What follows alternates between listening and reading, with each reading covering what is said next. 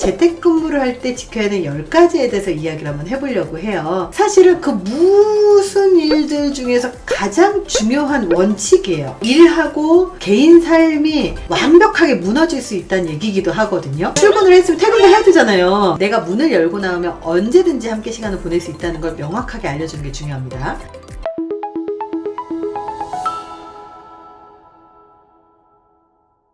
7번째입니다.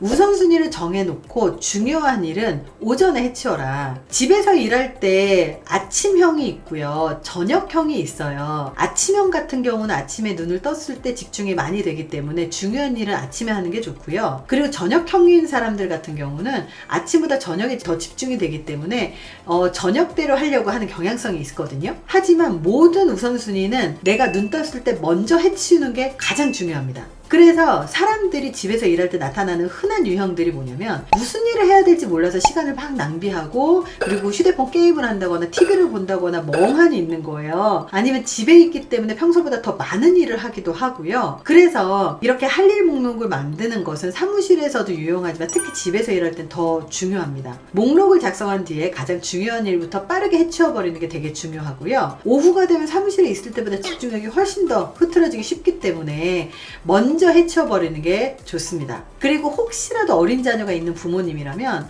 아이가 오후에 낮잠 시간을 자는 그런 시간들이 있을 거예요. 내가 가장 집중할 수 있는 시간을 찾아내는 그런 훈련이 필요합니다. 8번째입니다. 라디오의 소음도 이용할 수 있어야 된다. 집중이 되지 않을 때는 백색 소음이라고 하는 소음이 필요하다면 음악을 듣는다거나 라디오를 켜놓는다거나 하는 것들이 필요한 거죠. 온라인 교육회사 탤런트 LMS의 설문조사에 따르면 재택근무 근로자 25%가 생산성을 끌어올리는 방법으로 라디오를 추천합니다. 작은 소리로 틀어놓고 귀로만 듣는 거죠. 사람들의 대화 소리가 들리는 것만으로 사무실하고 비슷한 느낌을 받을 수가 있습니다. 사실 우리가 일할 때 되게 좋아하는 그런 소리들이 있거든요. 그것들을 하는 거예요. 그래서 저 같은 경우는 음악을 듣기도 하고, 음악이 신경 쓰일 때는 드라마를 켜기도 하고, 드라마가 신경 쓰일 때는 그냥 경음악을 틀어놓기도 하고, 그게 또 신경 쓰일 때는 그냥 아무 소리도 안 들리게 하기도 하고, 이런 여러 가지 시도를 하거든요. 그날 다르더라고요, 저도. 그래서 그거에 따라서 다르게 하는 게 좋을 것 같아요.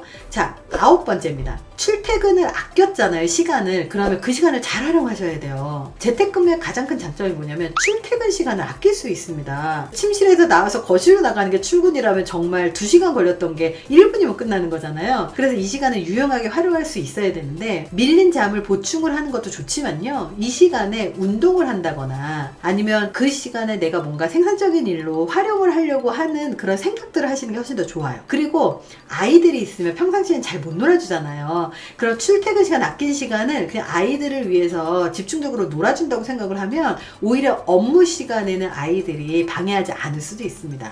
자, 10번째입니다. 훨씬 더 자주, 훨씬 더 많이 직원들하고 동료들하고 상사들하고 부하 직원들하고 소통을 해야 돼요. 화상통화나 메신저 등이 아무리 있어도요, 아무리 그래도 얼굴 맞대고 대화하는 거는 참 어려워요. 그래서 저 같은 경우도 재택근무 직원하고 거의 뭐 2달에, 석 달에 한 번씩 만나기도 하고 6개월에 한 번씩 만나기도 하고, 꼭 중요한 얘기가 있으면 얼굴을 보고 만나고요. 그리고 평상시에도 연락을 되게 자주 하는 편이에요. 그래서 그렇게 연락을 하는 이유가 자꾸 커뮤니케이션이 어긋나 버리면 일의 목표, 일의 결과물들이 달라지는 거예요. 그리고 소통이 줄어들면 나중에 뭔가 같이 업무를 함께 하려고 하고 뭔가 도와달라고 하고 그리고 협업을 해야 될 때 이 팀플이 어려워지거든요. 그래서 평소보다 더 의도적으로 명확하게 소통하려고 하는 태도가 필요한데요. 재택근무할 때 가장 중요한 건 커뮤니케이션 능력도 이 안에 들어가요. 왜 그러냐면 명확하게 상대방이 이해할 수 있는 언어로 이야기를 해야 되는데 그 언어를 사용하지 못하는 경우들이 되게 많습니다. 그래서 퇴근 시간이면 각자 오늘 하루 종일 했었던 거에 대해서 서로 공유를 한다거나, 현재 진행 중인 작업이 어디까지 가고 있다거나, 지금 앞으로 해야 될 일이 어느 정도 있어야 되는지를 계속해서 공유를 해야 되거든요. 그래서 저희 회사 같은 경우도 그 일을 굉장히 공유를 많이 합니다. 팁으로 말씀드리자면, 이 재택근무를 하는 직원들을 관리하는 관리자라면 커뮤니케이션이 굉장히 늦어지기 때문에 쓸데없는 보고서라든지 쓸데없는 이런 서류들에 집착하시면 이 재택근무는 망하게 돼 있어요. 그래서 되도록이면 라이트하게 가셔야 돼요. 아주 가볍게 가셔야 돼요. 카카오톡이라든지 메시지 같은 경우 출퇴근을 보고를 할 때 그렇게 하셔야 되고, 메신저로 출퇴근 보고를 하는 것도 아주 가볍게 가볍게 갈 수 있는 방법이고요. 그리고 가장 중요한 건 이 친구하고 내가 관리하는 두 명이 있으면 이 사람들의 업무 효율을 잘 찾아보셔야 돼요. 그래서 이 친구가 하는 일과 이 친구가 하는 일이 중복되거나 누수가 되는 일들이 없게끔 해야 됩니다. 그래서 저 같은 경우는 저희 직원분들 중에 한 분은 편집자고 한 분은 이 채널을 관리하시는 분이 있는데, 이 편집자분이 업로드를 해야 되면 저희가 업로드하는 시간 자체가, 영상이 업로드하는 시간 자체가 굉장히 많이 걸립니다. 그래서 업로드하는 시간을 어차피 우리한테 전송을 해도 업로드하는 시간이 걸리고요, 유튜브 상으로 업로드를 해도 업로드 시간이 걸리거든요. 그래서 동시에 업로드를 할 수 있도록 업무 프로세스를 바꿔놨어요. 그렇게 하다 보니까 어차피 이 편집하시는 분이 우리 관리하시는 분한테 영상으로 주고 여기서 업로드를 하는 거나, 여기서 업로드를 하고 여기에서 관리를 하는 거나, 결국은 똑같은 건 작업은 하나만 하면 되거든요. 그런 식으로 누수되는 것들을 계속해서 없애주시는 게 되게 중요해요. 그래서 클라우드 시스템이라든지 아니면 메신저 시스템이라든지 화상통화라든지 이런 것들을 되게 자주 잘 활용하셔야 되고, 그리고 어플리케이션이라든지 소프트웨어를 잘 보셔서 좋은 활용점을 찾아내시는 게 되게 중요합니다. 그래서 각자 따로 있기 때문에 소통이 가장 또 중요하거든요, 이 관계에서는. 그래서 그런 면에서 우리가 생각을 하시면 훨씬 더 좋을 것 같고요.